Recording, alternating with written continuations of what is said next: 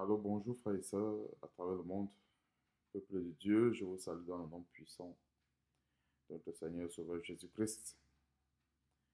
Et aujourd'hui, je viens aujourd'hui avec un enseignement qui s'intitule La patience de Dieu.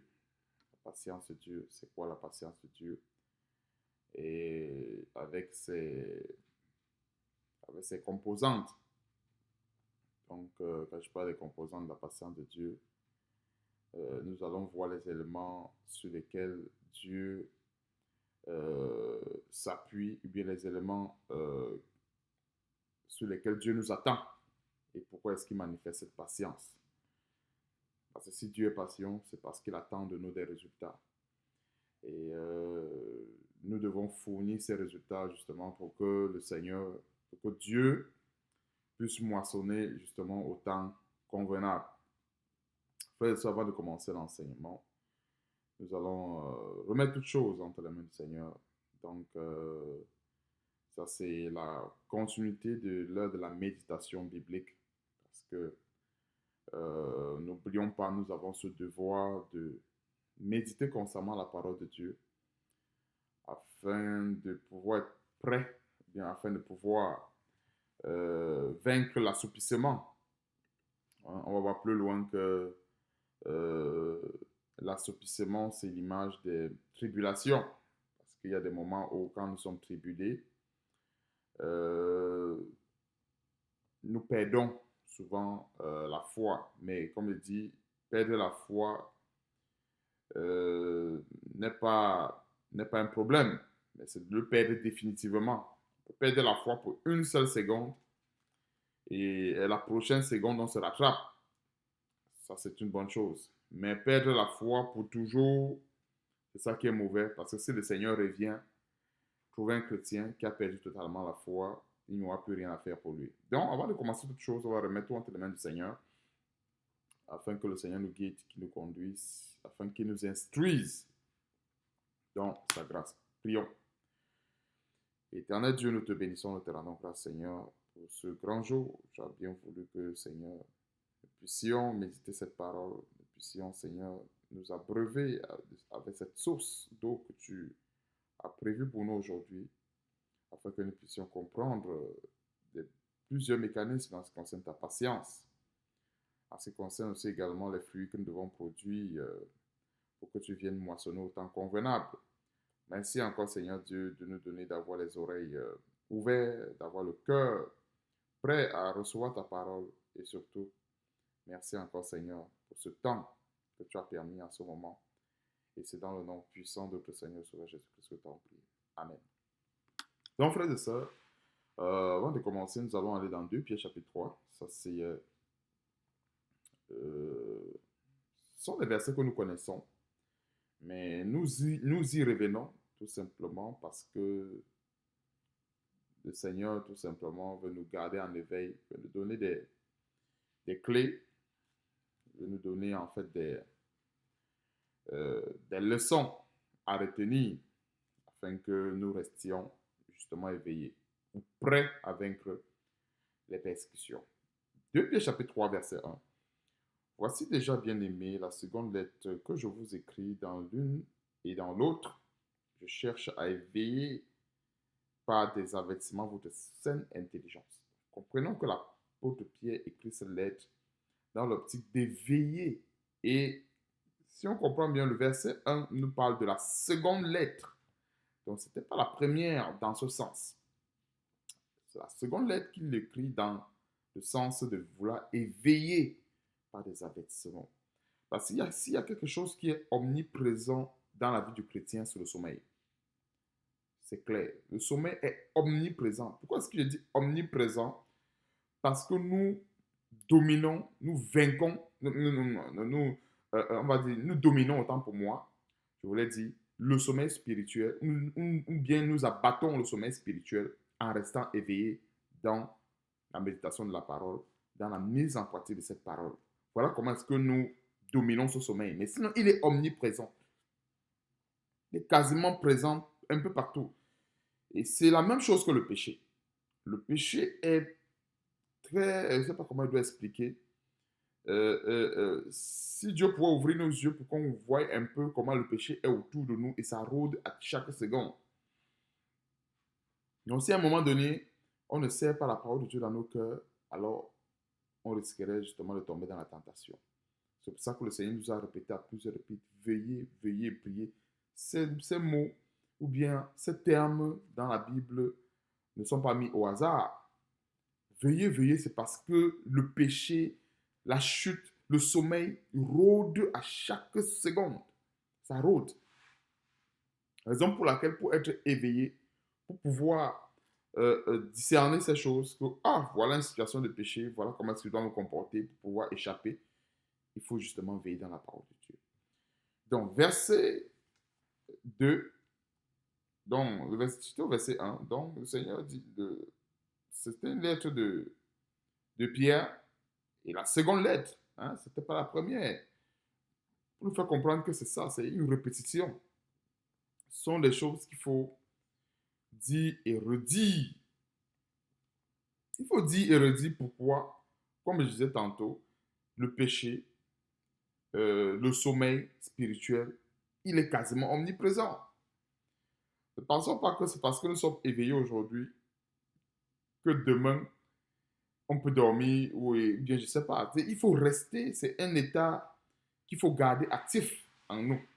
Ce n'est pas évident parce qu'il y a un tel que le péché, le sommeil, ce sont des choses qui rôdent.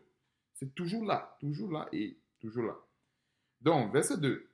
Afin que vous vous souveniez des choses annoncées d'avance, voilà encore une fois de plus, on ne peut pas se souvenir de ça, des choses qui ont été averties d'avance, si on ne prend pas en compte les avertissements. Afin que vous vous souveniez des choses annoncées d'avance par les saints prophètes et du commandement du Seigneur et Sauveur enseigné par vos apôtres. Sachant avant tout, dans les derniers jours, viendra des moqueurs avec leur raillerie, marchant selon leur propre convoitise. Ouais, un peu les moqueurs qui viennent avec leur raillerie, c'est parce qu'ils marchent selon leur propre convoitise. Aujourd'hui, on a plusieurs, il y en a de toutes sortes. Hein, on va traiter le chrétien de fou, de villageois, ainsi de suite, parce que ceux qui nous traitent ainsi, c'est parce qu'ils trouvent que on a un train de vie qui ne se conforme pas au leur. Ils trouvent que, parce que plusieurs aujourd'hui trouvent que être un véritable chrétien, c'est comme une forme de souffrance. C'est-à-dire, tu ne vis pas, tu ne fais pas ci, tu fais. Et c'est ça les moqueries, un peu. On va se moquer d'un chrétien. Ah non, celui-là, vraiment, il mène une vie qu'on ne comprend pas. Et il est toujours comme un prisonnier. Tu vois un peu. Il y a tout genre de moqueries aujourd'hui que nous sommes appelés à vivre. Et ce sont les épreuves, nous devons les surmonter. Parce que nous devons tout à Dieu et non aux hommes. Donc, verset 4, et 10 ans où est la promesse de son avènement, car depuis que les pères sont morts, tout demeure comme dès le commencement de la création. Verset 5, il veut ignorer en effet que les cieux existaient autrefois par la parole de Dieu, de même qu'une terre tirée d'eau est formée au moyen de l'eau. Verset 6, et que par ces choses, le monde alors périt, submergé par l'eau. 7. Tandis que par la même parole, les cieux et la terre d'à présent sont gardés, autant pour moi, et réservés pour le feu. Hein? Pour le feu, ici, ça c'est le jugement de Dieu, la condamnation pour ceux ou bien pour celles qui n'auront pas persévéré dans le bon combat de la foi, ou bien qui n'auront pas accepté le Seigneur Jésus-Christ. Donc, sont réservés pour le feu, pour le jugement et de la ruine des hommes impies. Verset 8. Mais il est une chose, bien aimée, que vous ne devez pas ignorer, c'est que devant le Seigneur, un jour est comme 1000 ans, et 1000 ans sont comme un jour. Verset 9. Le Seigneur ne tarde pas dans l'accomplissement de la promesse, comme quelques-uns le croient, mais il use de patience envers vous, ne voulant qu'aucun périsse, mais voulant que tous arrivent à la repentance. Donc voilà, nous devons nous arrêter en ce qui concerne ce chapitre. Qu'est-ce qu'il en est? Donc, le thème de cet enseignement, c'est la patience de Dieu. Donc, le grand thème, c'est la patience de Dieu. Donc, nous sommes dans cette patience, encore aujourd'hui. Et pourquoi nous y sommes? Parce que le Seigneur n'est pas encore revenu. Et regardons encore les éléments les prophéties, ce que disent les prophéties, sont en train de s'accomplir. Alors, quand nous voyons toutes ces prophéties qui s'accomplissent sous nos yeux, nous comprenons encore que la patience de Dieu est en vigueur, parce qu'il y a plusieurs choses qui se passent d'abominables, mais que nous voyons que ceux qui les commettent continuent de prospérer, parce que Dieu est patient. Dieu ne veut pas, il ne veut qu'aucun périsse, que ce soit dans le corps de Christ, que ce soit dans le monde. Parce que si le sorcier est encore en vie aujourd'hui et il pense que ce sont ses gris-gris qui le protègent, il se trompe. Il se trompe. Le sorcier ne se protège pas parce qu'il a pas ses gris-gris. Le sorcier se trompe. Ou le franc-maçon, le rosicrucien pense qu'il a envie parce que ce sont les démons de sa loge qui le protègent. Il se trompe. C'est Dieu. Parce que la Bible dit quoi? Dieu fait lever son soleil sur les bons et sur les méchants. Alors tous ces méchants qui sont là, qui continuent dans les œuvres des ténèbres à prospérer dans ces œuvres, pensent que c'est parce qu'ils sont tellement méchants qu'ils prospèrent. Et pourtant, c'est la patience de Dieu. La patience qui s'étend quasiment sur tous les hommes. C'est-à-dire que, y compris même des chrétiens. Vous voyez un peu, des chrétiens qui peinent à avancer, qui peinent à renouveler l'intelligence. C'est un chrétien qui raisonne beaucoup avec la parole de Dieu. Il y a une patience. Mais nous devons faire attention, c'est que la patience de Dieu n'est pas infinie. Et il y a encore un bon détail de la patience de Dieu, c'est qu'elle n'est pas, elle n'est pas pareille pour chaque chrétien. Vous voyez un peu. Il y a la patience générale qui concerne la venue du Seigneur. Et il y a la patience individuelle dans la vie de tout un chacun. Qu'est-ce que j'attends par la patience individuelle? C'est que dans la vie de tel, et ça, ce sont les éléments qui dépendent de Dieu. Dieu est souverain là-dedans. Ce ne sont pas des choses que nous avons besoin d'y aller creuser, d'y aller chercher, parce que ça dépend à 100% de Dieu. Voyons un peu. Et je crois que je l'avais déjà mentionné. Il y a les éléments, il y a les domaines, il y a les choses qui sont du domaine de Dieu. Parce que quand nous regardons le verset 8, c'est ce que l'apôtre Paul est en train de dire. Que devant le Seigneur, un jour est comme 1000 ans. 1000 ans est comme un jour. Donc, qui va venir sonder le un jour du Seigneur qui est comme 1000 ans et le 1000 ans du Seigneur qui est comme un jour? Qui va venir? C'est impétant. Hein? C'est impétant. Et c'est pour cela que toutes ces soi-disant révélations qui sortent, ah, le Seigneur doit venir dans tel jour, les hommes calculent. C'est l'égarement tout simplement. Devant le Seigneur, un jour est comme 1000 ans. Et ça nous permet de comprendre que Dieu peut donner 3 jours à quelqu'un de se repentir. Bon, il va penser que c'est 3 jours du calendrier. Non, c'est le 3 jours de Dieu. 3 jours de Dieu, ça peut être 30 mois, ça peut être 50 mois, et ça peut même être 3 secondes. Vous voyez un peu, c'est pas pareil pour tous les hommes. À l'autre, Dieu donnera le même 3 jours, qui a encore une autre signification. Et c'est comme ça que Dieu confond l'intelligence des hommes. Parce que les hommes, c'est ça le défaut qu'il y a dans l'homme. C'est que les hommes n'aiment pas se soumettre à Dieu, c'est-à-dire à sa puissance. Nous devons comprendre que notre Dieu, on ne peut pas l'apprendre. Il se révèle à nous. Et quand il se révèle, c'est qu'il nous donne des choses que nous devons tout simplement prendre. Parce qu'il est notre Père. Les enfants font quoi? Les enfants prennent tout ce que papa donne, sans murmurer, sans regimber, et ils le mettent en pratique. Tout simplement. Donc c'est l'attitude que nous devons avoir devant Dieu. Et ce n'est pas pour rien que Dieu dit que le royaume des cieux est pour ceux qui ressemblent aux petits-enfants, que nous devons devenir comme les petits-enfants. Ce n'est pas pour rien. L'enfant ne raisonne pas. Un enfant, quand son père lui a donné telle chose, il le prend. Bon ou pas bon, ce n'est pas son problème. Son père le lui a donné et puis il le prend. Un point trait. C'est ça l'enfant. Maintenant, donc, on donne, tu donnes quelque chose à quelqu'un qui a déjà certains bagages, commence à dire, est-ce que c'est bon? Est-ce que c'est pimenté? Est-ce que c'est salé? Est-ce que... L'enfant ne connaît pas ça. Tu donnes quelque chose à l'enfant, même si le poison, il va prendre. Ouais, c'est ça la bonne attitude. Vous voyez un peu? Et quand je dis la bonne attitude, c'est que devant Dieu, nous devons être comme ça. Mais par contre, si on est devant une situation, on est devant les oiseleurs, devant le système de ce monde, ce n'est plus pareil. Parce que la Bible nous dit quoi? N'ajoutez pas foi à tout esprit, mais éprouvez-les. Donc, comprenons que la parole de Dieu, elle est assez précise et elle se définit selon les contextes. Donc, je ne peux pas commencer à prendre des versets, je les balance dans les contextes gauche-droite, gauche-droite. Non. Et dans ce qui concerne la personne de Dieu que nous voyons aujourd'hui, nous voyons qu'elle s'étend premièrement sur les chrétiens et en deuxième position sur les hommes.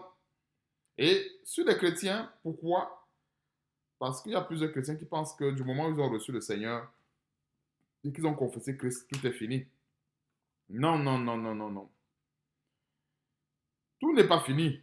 Sinon, à quoi sert cette patience-là pour venir chercher les fruits? Donc, frère, ça, on va compléter. On va aller tourner nos Bibles dans. On va voir un autre détail dans Matthieu chapitre 25. Ça, c'est une parabole que nous connaissons tous. Mais il y a un bon détail que que le Seigneur va nous permettre de remarquer en ce qui concerne le sommeil. Matthieu chapitre 25, frères et sœurs, à partir du verset 1.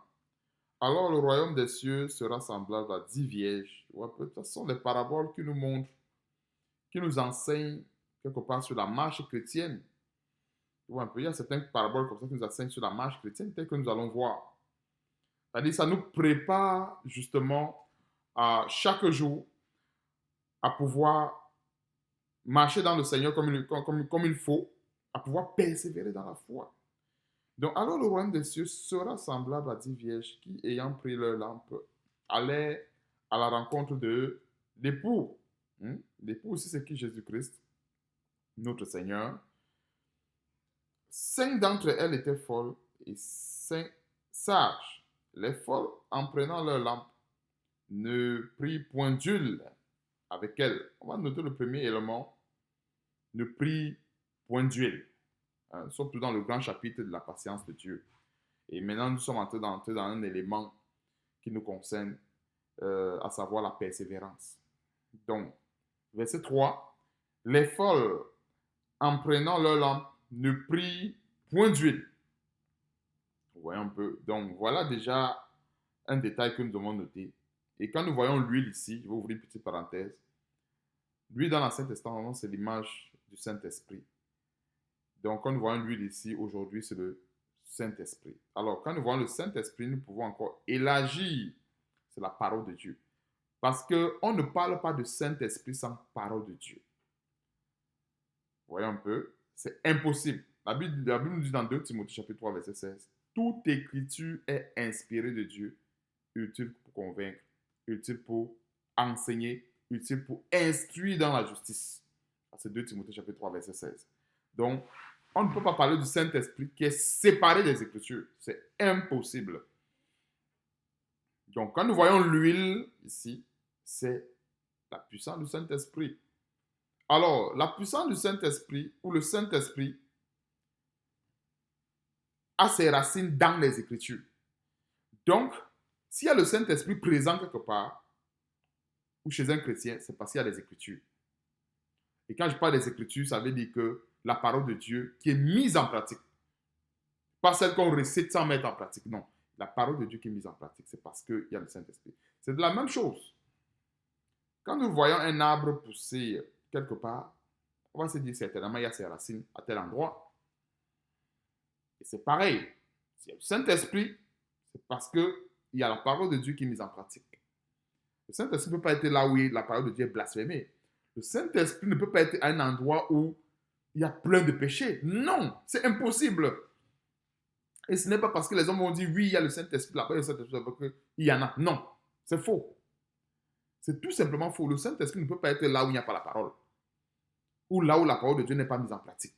Là où on met en pratique la parole de Dieu, là où on l'obéit, le Saint-Esprit est là. Donc voilà le petit détail, la petite parenthèse que j'ouvrais à savoir l'huile. C'était quoi cette huile?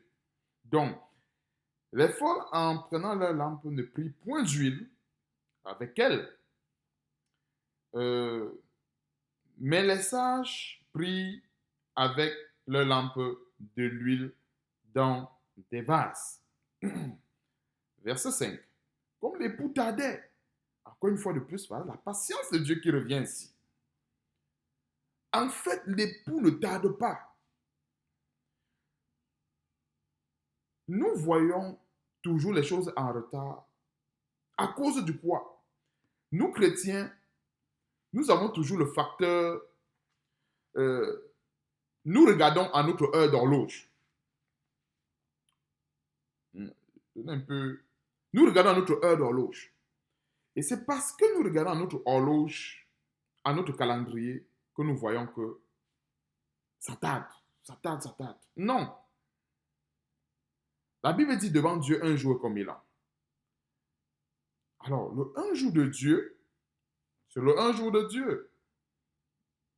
Donc, le détail qui est au verset 5 ici, comme l'époux tardait, comprenons que, en fait, c'est selon la perception des hommes. Et c'est notre perception à nous. Quand nous voyons des choses qui vont un peu, oh non, ça tarde. Qui nous a dit que ça tarde? Tout est dans le plan de Dieu. Notre Dieu est celui-là qui fait les choses à temps. Tout est dans le plan de Dieu. Et même notre Seigneur Jésus-Christ, il a été dans le plan de Dieu. Et regardons comment est-ce qu'il est venu après plusieurs prophètes, plusieurs serviteurs de Dieu. Si c'était chez nous les hommes, on allait dire, mais comment le sauveur tarde à venir? Nous sommes encore à l'époque d'Élie. Je parle d'Élie qui s'est nourrissait des oiseaux du ciel, le puissant prophète, pas Élie, celui dont ses 2 fils étaient morts. Élie, et le Seigneur n'est pas encore revenu. Peut-être il tarde. Mais regardons comment le Seigneur, il vient plus tard. Il vient plus tard. Quand il dit qu'il vient plus tard, ben c'est selon, c'est notre, on prend notre calendrier, ainsi de suite, mais dans le plan de Dieu, il ne vient pas plus tard. Il vient plutôt à temps. Et c'est ça la parole de Dieu. Il y a certaines précisions comme ça qui permettent de comprendre, oui, les hommes voient que oui, ça tarde. Comme on a vu dans 2 Pierre chapitre 3. Ah, le Seigneur tarde à venir. Qui a dit qu'il tarde à venir? Il ne tarde pas à venir. Tout est dans le plan de Dieu. Alors, ça dépend de l'élément référentiel dont dont on regarde. Alors, si nous regardons la référence qui est notre temps, nos jours d'aujourd'hui, on va voir que ça tarde. Mais si nous regardons le plan de Dieu, le Seigneur ne tarde pas à venir. Pourquoi? La volonté de Dieu, c'est de venir sauver l'humanité. Voilà la volonté de Dieu. Maintenant, donc, si on regarde, si Dieu peut ouvrir nos yeux, pour qu'on voie un peu le salut sur la terre, qu'on regarde, pour que justement on puisse apprécier le nombre de ceux qui sont prêts à être enlevés, on trouvera qu'il ne tarde pas.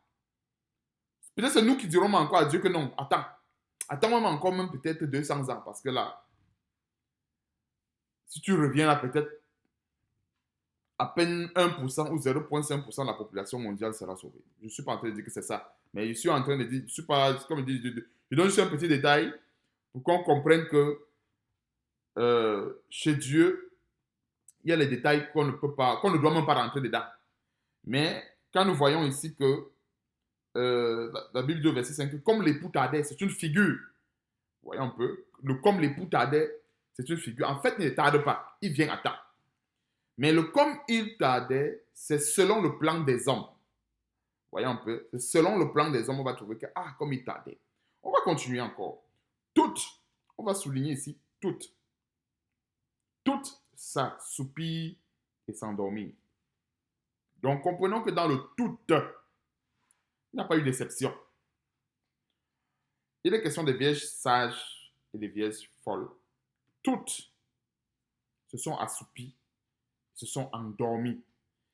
Et ça, c'est une parabole sur laquelle j'ai enseigné plusieurs fois. Et je n'ai pas remarqué ce détail. Je ne sais pas s'il y a d'autres frères qui l'ont remarqué. Je n'ai pas remarqué ce détail de toutes s'assoupir et s'endormir. Toutes. Et je ne sais pas s'il y a d'autres versions qui précisent que c'était uniquement les folles qui s'assoupillent. Mais dans la version Louis II aussi, c'est toutes qui s'assoupillent. Ça veut dire y compris même celles qui étaient sages. Et ça nous permet de comprendre les persécutions, les tribulations auxquelles on sera soumis. Ça nous permet de comprendre cela. Et comme je disais tantôt, comme je dis plus loin, l'assouplissement est comme le sommeil est comme omniprésent. C'est-à-dire quoi? La seconde où on ne veille pas sur le sommeil. En fait, c'est ça. Même si c'est une seconde, c'est le sommeil. Et c'est pour cela que nous devons garder dans notre esprit le fait qu'il faut rester éveillé. Mais par rapport aux vierges folles, cependant, nous voyons que les vierges sages avaient pris de l'huile. Voilà l'élément qui fait d'elles des sages. C'est qu'elles se sont mieux préparées à la persécution. Elles se sont mieux préparées au manque. Elles se sont mieux préparées à des périodes difficiles. Et nous sommes également dans cette période-là. Des moments viendront où ça va être tellement... Je ne sais pas comment je dois expliquer. Des circonstances dans lesquelles il faut mettre en pratique la foi seront quasi inexistantes. On a vu aujourd'hui, avec cette peste qui frappe le monde entier, comment ça n'a pas été évident pour certains chrétiens de mettre en pratique leur foi. Ça n'a pas été évident. Maintenant, il y a des circonstances pires qui arriveront où ça ne sera pas évident de mettre en pratique sa foi. C'est pas ça que je comprends un peu. C'est ça l'image du sommeil. Parce que quand nous voyons ce sommeil-là, on peut penser, non, c'est ça l'image du sommeil. Dans ce sommeil, nous voyons les épreuves intenses où mettre en pratique la foi devient très difficile. Mais comme il dit, chacun pour sa part en fonction de l'huile qui est dans sa lampe. L'autre va peut-être sommeiller une seconde, il se réveille. L'autre va sommeiller peut-être 3 secondes, il se réveille. L'autre va peut-être sommeiller 5 secondes, il se réveille. Mais le plus important, c'est que du moment où nous pouvons prendre de l'huile dans nos lampes, prenons-en. Prenons-en. Et l'huile, c'est quoi? C'est la parole de Dieu. C'est de le rapprochement Saint-Esprit. Et Saint-Esprit, on ne peut pas parler de Saint-Esprit sans la parole de Dieu. Plus nous emmagasinons, plus nous prenons la parole, plus nous renouvelons notre intelligence dans cette parole, c'est ça en fait le mot, plus nous renouvelons notre intelligence dans la parole de Dieu, alors plus nous avons de l'huile dans nos lampes. Et c'est ça qui pourra nous sauver le jour de la tentation. Parce que le jour de la tentation ne prévient pas. Souvent, ça arrive, c'est pas évident souvent de discerner, parce qu'il y a tentation et tentation. À certains jours, quand ça arrive, c'est normal qu'on se dit, ok, c'est quoi, et pendant qu'on se dit c'est quoi, on est d'abord tourmenté un peu, même une seconde. Et après, la deuxième seconde, ah non, c'est ce que le Seigneur avait prédit. Alors là, on se relève. Vous voyez un peu? Et c'est un grand détail. Comme l'époux tardait, ça marque cette temps dans lequel nous vivons. La persécution, la tribulation, ainsi de suite. Tout s'assoupit et s'endormit. Verset 7. Alors, non, verset 6, autant pour moi, j'allais sauter. Au milieu de la nuit, on cria, voici l'époux, allez à sa rencontre. Alors, le au milieu de la nuit, ça symbolise, spirituellement parlant, le moment où les ténèbres sont quasiment à son paroxysme. Parce que le Seigneur viendra, nous sommes pas mal nous sommes très rapprochés vers ces moments-là. Mais c'est le moment où les ténèbres sont à son paroxysme. Et qui va juger cela? Ce n'est pas nous les hommes, c'est Dieu. Voyons un peu, c'est Dieu. Parce que les choses que nous voyons, le jugement que nous avons n'est pas le même jugement que Dieu a. Dieu est parfait, il est excellent que nous. Nous avons déjà un élément qui nous empêche d'être comme Dieu. C'est quoi? C'est la chair. C'est clair. Donc même si on veut être comme ça, on ne peut pas. Mais cependant, dans certains domaines, dans certaines applications, Dieu nous donne de manifester sa puissance. Donc ce n'est pas à confondre. Il y a des éléments qui sont purement et simplement dans le domaine de Dieu. À savoir, au milieu de la nuit, on cria, voici l'époux, allez à sa rencontre. Donc c'est le moment où Justement, Dieu a décidé qu'il envoie son fils venir moissonner. Alors, toutes ces vierges, on revient encore, alors toutes. Hmm. La Bible ne mentionne pas seulement celles qui étaient sages et d'autres folles. Non, toutes. Alors, plus on est parti avec les vierges folles et les vierges sages, et maintenant toutes ces vierges se réveillaient et préparaient leur lampe. Les folles disent aux sages, donnez-nous de votre huile quand nos lampes s'éteignent. Voyez un peu. Voilà l'élément clé qui faisait d'elles des vierges sages. C'est parce qu'elles avaient gardé l'huile dans leur lampe. C'est pas parce qu'elles s'étaient assoupies à un moment donné. L'assoupissement, c'est un élément qu'on ne peut pas contourner. Alors, pour mieux comprendre cet élément qu'on ne peut pas contourner, n'est-ce pas dans notre vie de tous les jours, nous dormons? Il y a quel homme qui ne dort pas? Quelqu'un va dire, j'ai veillé toute cette nuit, je n'ai pas dormi. 1. J'ai veillé toute cette nuit, je n'ai pas dormi. 2. La troisième nuit, quand le sommeil va récupérer cette personne, il va dormir au moins pour les 3 jours. Donc, comprenons que dans cette parabole, Dieu est en train de donner un élément qui est l'assoupissement, qui est quasi incontournable. À cause de quoi? La chair. Voilà pourquoi est-ce que un juste peut tomber souvent. Mais il ne faut pas que parce qu'il est tombé, ça devient son état, ça devient sa couchette. Non, tu es tombé, mais relève-toi vite. C'est normal, c'est la chair. Voyez un peu, ce n'est pas une légitimation. Je ne légitimise pas le fait qu'il faut tomber, non. Mais alors le Seigneur demande de regarder à lui pour rester toujours debout. C'est ça la référence. Quand nous voulons marcher comme le Seigneur, quand nous voulons marcher comme quelqu'un, notre référence c'est le Seigneur Jésus-Christ. Nous devons obéir strictement. Je précise bien strictement. Pourquoi est-ce que je dis strictement?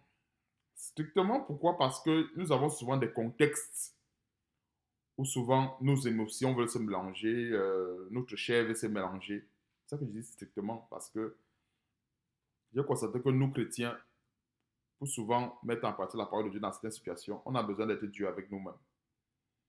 Un chrétien qui n'est pas Dieu envers lui-même à un moment donné, il peut arriver qu'il faiblisse. On a besoin de faire asseoir une discipline qui soit due envers nous-mêmes. Alors, on ne peut pas faire asseoir, si un chrétien fait asseoir une discipline qui est due envers lui-même, alors c'est là où il peut justement le prescrire aux autres. Parce que s'il n'est pas dû envers lui-même, ce serait difficile de le manifester envers les autres. Et si le manifeste envers les autres, ça veut dire que c'est un pharisien, tout simplement. C'est pour ça que la discipline doit d'abord être due chez celui qui enseigne et maintenant, en second plan, chez ceux qui écoutent la parole de Dieu. Donc, verset 8. Les folles dirent aux sages, donnez-nous de votre huile quand nos lampes s'éteignent. Les sages répondirent, non, il n'y en aura pas assez pour nous et pour vous. Allez plutôt chez ceux qui en vendent et achetez-en pour vous. Pendant qu'elles allaient en acheter, l'époux arriva. Celle qui était prête entrait avec lui dans la salle des noces et la porte fut fermée. La suite, on le connaît. Plus tard, les autres vierges vinrent et dirent, Seigneur, Seigneur, ouvre-nous. Mais il répondit, je vous le dis en vérité, je ne vous connais pas. Veuillez donc, verset 13, puisque vous ne savez ni le jour ni l'heure. Donc, c'est, comme nous avons vu, à un moment donné, toutes se sont assoupies.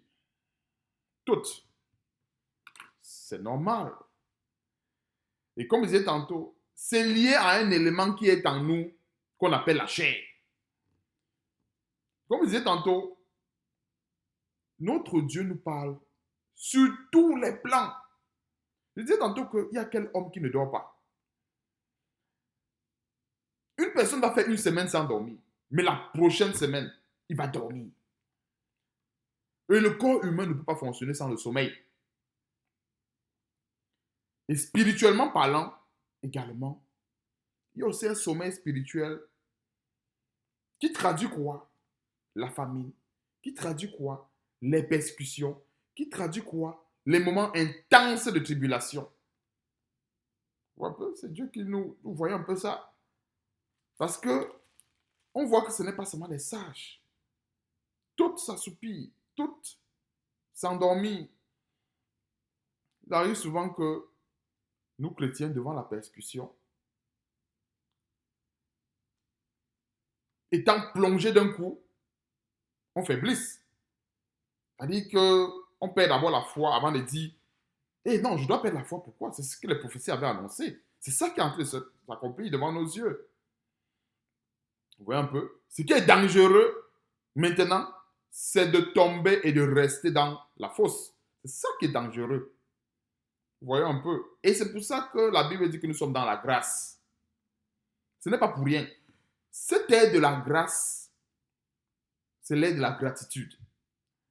C'est pour dire pour ceux qui persévèrent, pour ceux qui tiennent ferme, même le moment où ils chutent et qui se relèvent, Dieu les pardonne. Sinon, le Seigneur ne devait pas dire celui qui avoue ses transgressions ne prospère point, mais celui qui les avoue les délaisse obtient miséricorde. Selon Proverbe chapitre 28, verset 13. Il y a tous ces versets dans la Bible. Ça ne concerne pas les autres. Non, non, non, non. On a vu ici que dans la parabole des vierges folles, ça les concernait aussi.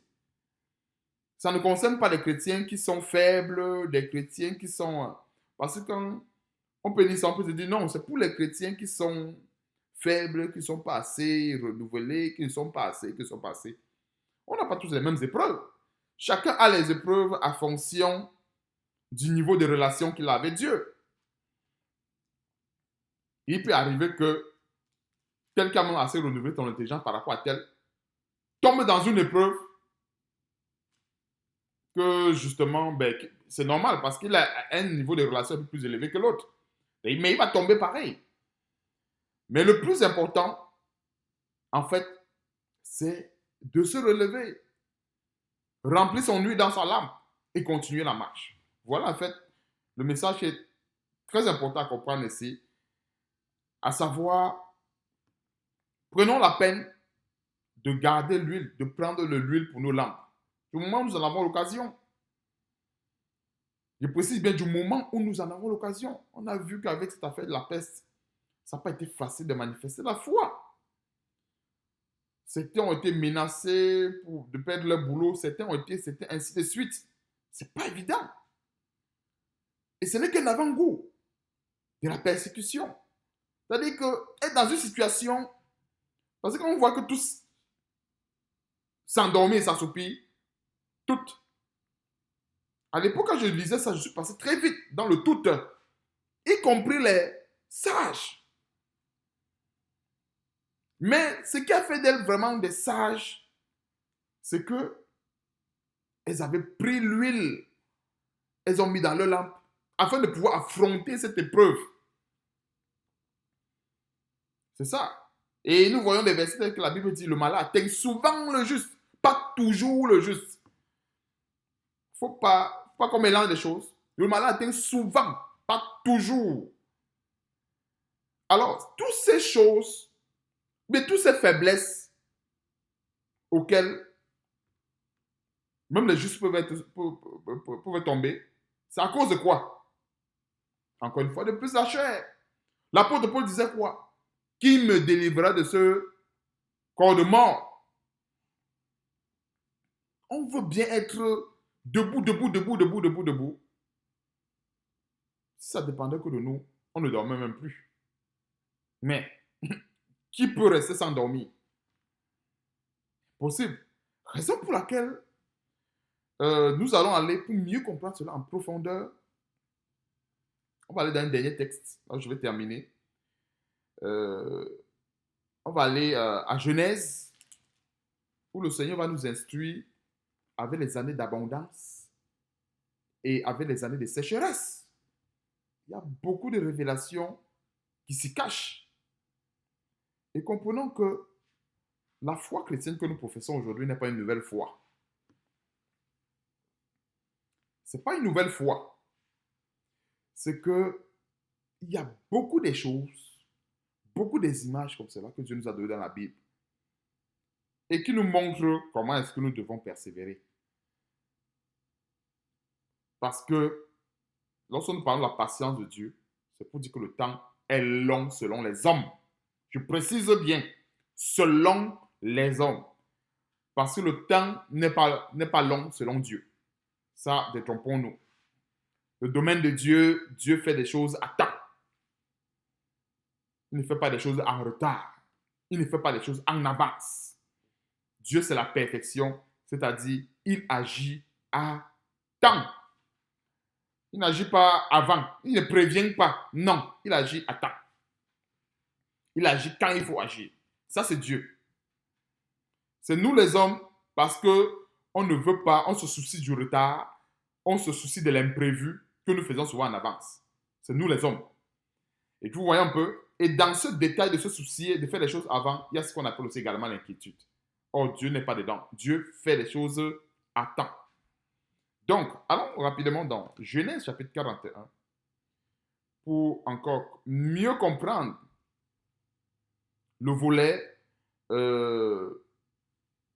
persévérance. Surtout, pourquoi est-ce qu'il faut prendre l'huile dans nos lampes? Donc, Genèse chapitre 41, je vais sélectionner quelques versets. Je ne veux pas lire tout le truc, tout le chapitre pour que ça soit trop long. Je vais lire à partir du verset 48. Joseph rassembla tous les produits de ces 7 années. Déjà pour commencer, pour nous mettre dans le contexte, Pharaon a eu un songe où Dieu lui a donné des images des 7 épigres grasses et d'autres maigres, et des 7 vaches maigres et des 7 vaches grasses. Alors, c'était l'image qui devait avoir 7 années d'abondance que Dieu avait bien prévu, et il devait aussi avoir 7 années de famine. Ok, donc c'est pour que nous soyons à peu près de Dieu dans le contexte. Donc, pour aller un peu plus rapidement, pour simplifier l'enseignement, je vais commencer par le verset 48.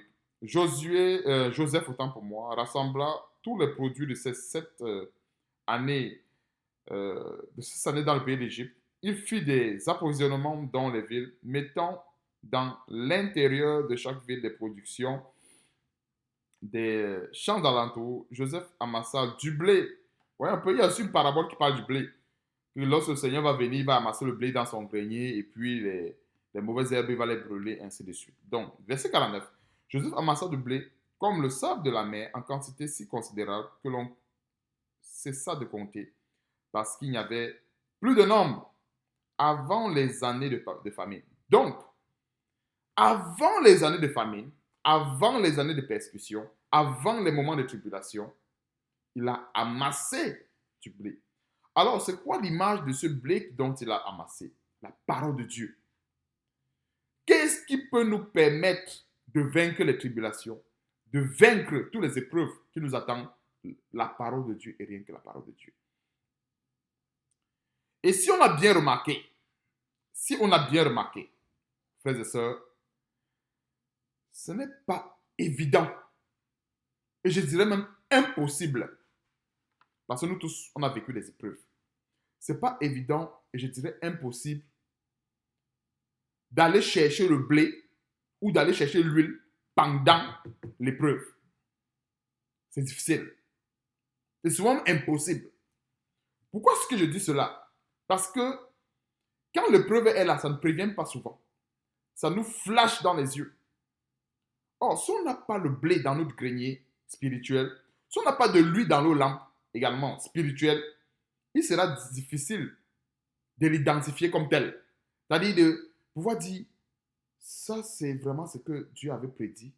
C'est vraiment ce que les prophètes avaient prédit. C'est vraiment ce à quoi Dieu nous attend. Non, ce serait impossible. Pourquoi? Il n'y a pas de l'huile, il n'y a pas de blé dans le grenier. Et c'est ça. Donc, pendant que nous sommes dans les temps où il y a la patience de Dieu, voilà ce que nous devons faire. Amasser du blé dans les greniers, comme nous voyons ici. amasser de l'huile dans nos lampes. Parce que, comme je dis, les temps viendront où ça va être tellement difficile. Et c'est parce que nous aurons assez renouvelé notre intelligence, nous aurons assez remplacé ce qui est négatif par ce qui est positif en nous. C'est possible qu'il y ait du négatif, positif, la référence à la parole de Dieu, qu'on pourrait justement avoir un bon discernement. On ne peut pas discerner ce qu'on ne sait pas. C'est clair. S'il y a une épreuve qui arrive et qu'on n'a pas lu dans nos lampes, on ne peut pas discerner est-ce que c'est pour nous éprouver ou est-ce que cette épreuve est là pour nous détruire. On ne peut pas. Parce qu'il n'y a rien pour nous éclairer dans ce sens. Raison pour laquelle nous voyons les années d'abondance. Joseph a amassé du blé. Nous sommes encore dans cette période d'abondance. Alors, qu'est-ce que je peux entendre de cette période d'abondance? Qu'est-ce que nous pouvons aussi comprendre par période d'abondance? La période où